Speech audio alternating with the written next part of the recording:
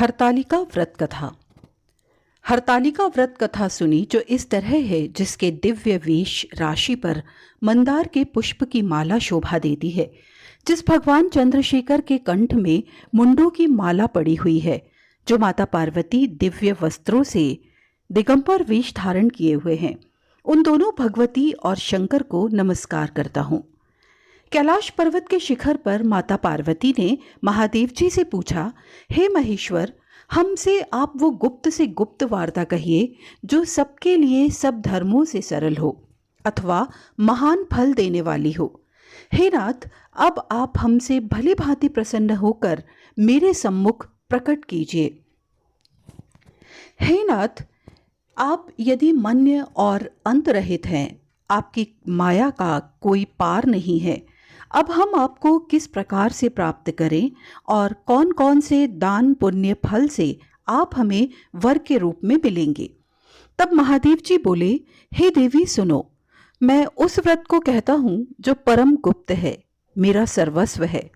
जैसे तारागणों में चंद्रमा, ग्रहों में सूर्य, वर्णों में ब्राह्मण और देवताओं में गंगा, पुराणों में महाभारत, वेदों में शाम, इंद्रियों में मन श्रेष्ठ है, वैसे पुराण वेद में इसका वर्णन आया है, जिसके प्रभाव से तुमको मेरा आसन प्राप्त हुआ है। हे प्रिय, यही मैं तुमसे वर्णन करता हूं। अब सुनो, भादो मास के शुक्ल पक्ष को हस्त नक्षत्र तृतीया तीज के दिन को इस व्रत का अनुष्ठान करने से सब पापों का नाश हो जाता है। हे देवी सुनो, तुमने पहले हिमालय पर्वत पर इस व्रत को किया था, जो मैं तुम्हें सुनाता हूँ। पार्वती जी बोलती हैं, प्रभु, इस व्रत को मैंने किस लिए किया था, वो सुनने की इच्छा है, सो कहिए। शंकर जी बोले, आर्यव्रत में हिमाचल नामक एक पर्वत है, जहाँ अनेक प्रकार की भूमि अनेक प्रकार के वृक्षों से सुशोभित है, जिन पर अनेक प्रकार के पक्षीगण रहते हैं, अनेक प्रकार के मृग आदि जहाँ विचरण करते हैं, जहाँ देवता गंधर्वों सहित किन्नर आदि सिद्ध जन रहते हैं। गंधर्व गण प्रसन्नतापूर्वक गान करते हैं। पहाड़ों के शिखर कंचन मणि वैद्य आदि से सुशोभित रहते हैं। वो गिरिराज आकाश को अपना मित्र जानकर अपने शिखर रूपी हाथ से छूता रहता है, जो सदैव बर्फ से ढका हुआ गंगा जी की कल कल ध्वनि से शब्दायमान रहते हैं। हे गिरजे, तुमने बाल्यकाल में इसी स्थान पर तप किया था। 12 साल नीचे को मुख करके धूम्रपान किया, तब फिर 64 वर्ष तुमने बेल के पत्ते भोजन करके ही तप किया। माघ के महीने में जल में रहकर तथा वैशाख में अग्नि में प्रवेश करके तप किया। श्रावण के महीने में बाहर खुले में निवास कर अन्न जल त्याग कर तप करती रही। तुम्हारे कष्ट को देखकर तुम्हारे पिता को चिंता हुई। वे चिंतातुर होकर सोचने लगे कि मैं इस कन्या को किसके साथ वरण करूं। तब इस अवसर पर देवयोग से ब्रह्मा जी के पुत्र देवर्षि नारद जी वहां आए।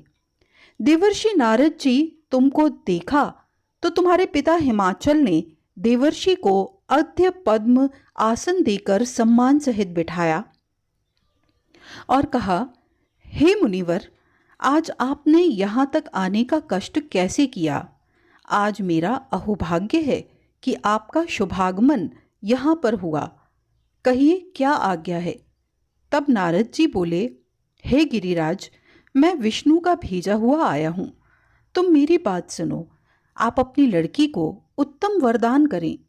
ब्रह्मा, इंद्र, शिव आदि देवताओं में विष्णु के समान कोई नहीं है, इसलिए तुम मेरे मत से अपनी पुत्री का दान विष्णु भगवान को दें।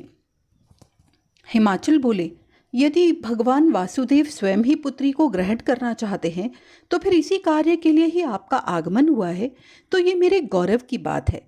मैं अवश्य उनको ही दूंगा। हिमाचल की ये कथा सुनते ही देवर्षि नारद जी आकाश में अंतर्ध्यान हो गए और शंख, चक्र, गदा, पद्म और पीतांबरधारी विष्णु के पास जा पहुंचे। नारद जी ने हाथ जोड़कर विष्णु से कहा, हे प्रभु, आपका विवाह कार्य निश्चित हो गया है। यहाँ हिमाचल ने प्रसन्नता पूर्वक कहा, हे पुत्री, मैंने तुमको गरुड़ध्वज भगवान विष्णु को अर्पण कर दिया है।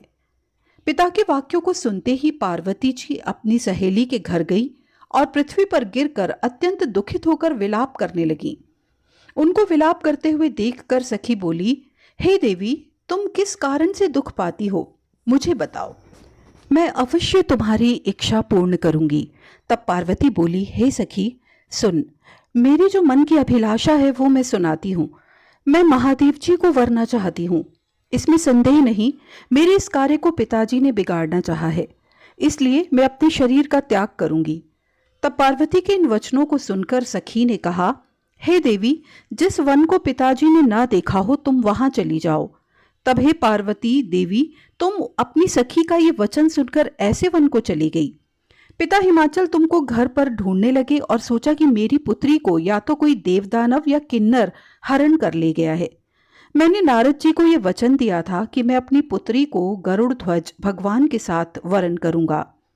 हाय, अब ये किस तरह पूरा होगा? ऐसा सोचकर बहुत चिंतातुर हो मूर्छित हो गए। तब लोग हाहाकार करते हुए दौड़े आए और मूर्छा नष्ट होने पर गिरिराज से बोले, हमें अपनी मूर्छा का कारण बताओ। हिमाचल बोले, मेरे दुख का कारण ये है कि मेरी रत्न रूपी कन्या का कोई हरण कर ले गया है, या सर्प डस गया, या किसी सिंह या व्याघ्र ने मार डाला। ना जाने वो कहाँ चली गई, या उसे किसी राक्षस ने मार डाला है। इस प्रकार कहकर गिरिराज दुखित होकर इस तरह कांपने लगे जैसे तीव्र वायु चलने पर कोई वृक्ष कांपता है। तत्पश्चात हे पार्वती जी, तुमको गिरिराज सखियों सहित घने जंगल में ढूंढने निकले। सिंह, व्याघ्र आदि हिंसक जंतुओं के कारण वन महाभयानक प्रतीत होता था। तुम भी सखी के साथ जंगल में घूमती हुई भयानक जंगल में एक नदी के तट पर एक गुफा में पहुंची। उस गुफा में तुम अपनी सखी के साथ प्रवेश कर गई, जहां तुम अन्नदान का त्याग करके बालू का लिंग बनाकर मेरी आराधना करती रही। उसी स्थान पर भद्र मास की हस्त नक्षत्र युक्त तृतीया के दिन तुमने मेरा विधि विधान से पूजन किया। तब रात्रि को मेरा आसन डोलने लगा। मैं उस स्थान पर गया जहां तुम और तुम्हारी सखी दोनों थी। मैंने आकर तुमसे कहा, मैं तुमसे प्रसन्न हूं, तुम मुझसे वरदान मांगो। तब तुमने कहा, हे देव, यदि आप प्रसन्न हैं तो आप महादेव मेरे पति हों। मैं तथास्तु, ऐसा ही होगा कहकर कैलाश पर्वत को चला गया। तुमने प्रभात होते ही उस बालू की प्रतिमा को नदी में विसर्जित कर दिया। हे प्रिय, तुमने वहां अपनी सखी सहित व्रत का पारायण किया। इतने में हिमवान भी वहां तुम्हें ढूंढते हुए वन में आ पहुंचे। वो चारों ओर तुम्हें न देखकर मूर्छित होकर जमीन पर गिर पड़े। उस समय नदी के तट पर दो कन्याओं को देखा तो वे तुम्हारे पास आ गए, तुम्हें हृदय से लगाकर रोने लगे और बोले, तुम इस सिंह व्याघ्रादि युक्त जंगल में क्यों चली आई? पार्वती जी बोली, हे पिता, सुनिए, मैंने पहले ही अपना शरीर शंकर जी को समर्पित कर दिया है, किंतु आपने इसके विपरीत कार्य किया, इसलिए मैं वन में चली आई।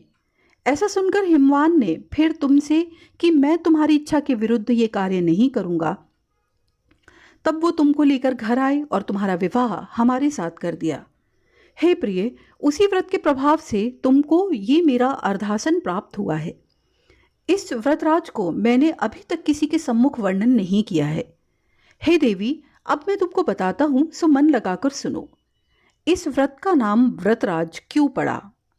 तुमको सखी हरण करके ले गई थी, इसलिए इस व्रत का हरताली का नाम पड़ा। पार्वती जी बोली, स्वामी, आपने इस व्रतराज का नाम तो बताया, किंतु मुझे इसकी विधि और फल भी बताइए। इसके करने से किस फल की प्राप्ति होती है? तब शंकर जी बोले कि स्त्री जाति के अत्युत्तम व्रत की विधि सुनिए।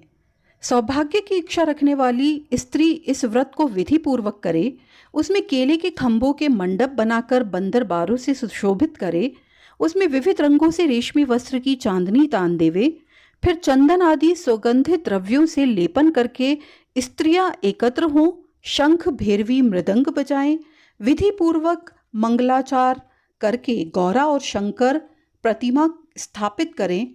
फिर शिवजी और पार्वती जी का गंध, धूप, दीप, पुष्प आदि से विधि सहित पूजन कर अनेक प्रकार की मिठाइयों का भोग लगा दें और फिर रात को जागरण करें। नारियल, सुपारी, जवारी, नींबू, लौंग, अनार, नारंगी आदि फलों को एकत्रित करके धूप, दीप आदि मंत्रों द्वारा पूजन करें। फिर मंत्रोच्चारण करें। शिवाय से लेकर उम्यास तक के मंत्रों से प्रार्थना कर। अथ प्रार्थना मंत्रार्थ है, कल्याण स्वरूप शिव हैं, मंगल स्वरूप महेश्वरा है।